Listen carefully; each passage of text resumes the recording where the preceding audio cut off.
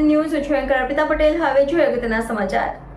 મનપા સામાન્ય સભા તોફાની બંદરી કેન્દ્ર સરકાર દ્વારા 2008-2009 લાગુ કરાયેલા નગરરાજ બિલ લાગુ કરવાની વિપક્ષની માંગને લઈ હંગામો સાથે સીલિંગની કામગીરીમાં ભેદભાવને લઈને પણ હંગામો। વિપક્ષ અને શાસક પક્ષ આમને સામને, વિપક્ષ નેતાને સસ્પેન્ડ કરવામાં આવ્યા। રિપોર્ટર નૈતિક રેશમવાળા, NN ન્યૂઝ, સુરત। દર્શક મિત્રો, તમારી આસપાસ બની રહેલી અવનવી ઘટનાઓ વિશે જાણવા માટે NN ન્યૂઝને લાઈક કરો, શેર કરો, સબસ્ક્રાઇબ કરો અને બેલ આઇકન પ્રેસ કરો, જેથી આપને નોટિફિકેશન્સ મળતી રહે।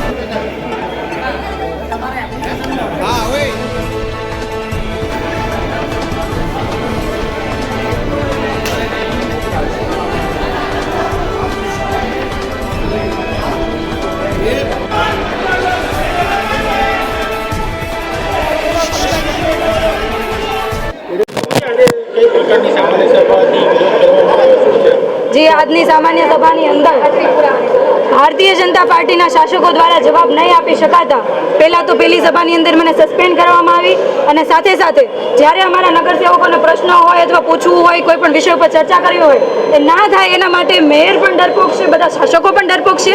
એટલે 0 અવર્સ પણ નહીં લીધી અને ફટાફટ કઈ રીતના સભા પતે એના માટે એ લોકોએ તરત આયોજન કરેલું હતું। અને 0 અવર્સમાં જ્યારે મને બોલવાની તક આપી અને મેં બોલવા ઊભી થઈ ત્યારે મેં આપણા જે 2008-2009 અંદર કેન્દ્ર સરકાર દ્વારા નગરરાજ બિલનો જે કાયદો મંજૂર કરવામાં આવ્યો હતો અને ત્યારબાદ ગુજરાત સરકારે થોડા મહદ અંશે એને મંજૂર કરીને અહીંયા ઇમ્પ્લિમેન્ટ કર્યું હતું, અપ્લાય કરેલું હતું, જેની થકી વોર્ડ સમિતિઓ બનાવી હતી। એટલે અમારું કહેવું, અમારી માંગણી એવી હતી કે નગરરાજ બિલ ખરા અર્થની અંદર લાગુ કરવામાં આવે, જેથી આખા સુરતની તમામ સોસાયટીના લોકો, પ્રમુખો એમાં પ્રતિનિધિત્વ કરી શકે, જે ગેરરીતિઓ થાય છે એની સામે ડાયરેક્ટ અવાજ ઉઠાવી શકે।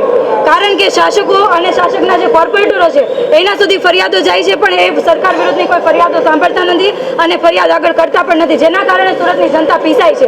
અને સાથે સાથે છેલ્લા જ્યારથી સીલ મારવાની કામગીરી ચાલુ કરી છે ત્યારથી લઈને અત્યાર સુધી મુગલીસરાની અંદર નાના તમામ સામાન્ય વર્ગના લોકોએ મોરચા લઈને આવ્યા છે કે ભાઈ અમને ન્યાય આપો। કેમ માત્ર સીલ મારવાની જે કાર્યવાહી છે નાના લોકો અને સામાન્ય લોકો પર કરવામાં આવી, કેમ કોઈ બિલ્ડરને ત્યાં સીલ નથી લાગવામાં આવ્યું? ટેમ્પરરી સ્ટ્રક્ચરની વાત કરીએ તો માત્ર ને માત્ર 150 પરમિશન છે જે કાયદેસર છે અને 80,000થી પણ વધારે ગેરકાયદેસર ચાલી રહ્યા છે।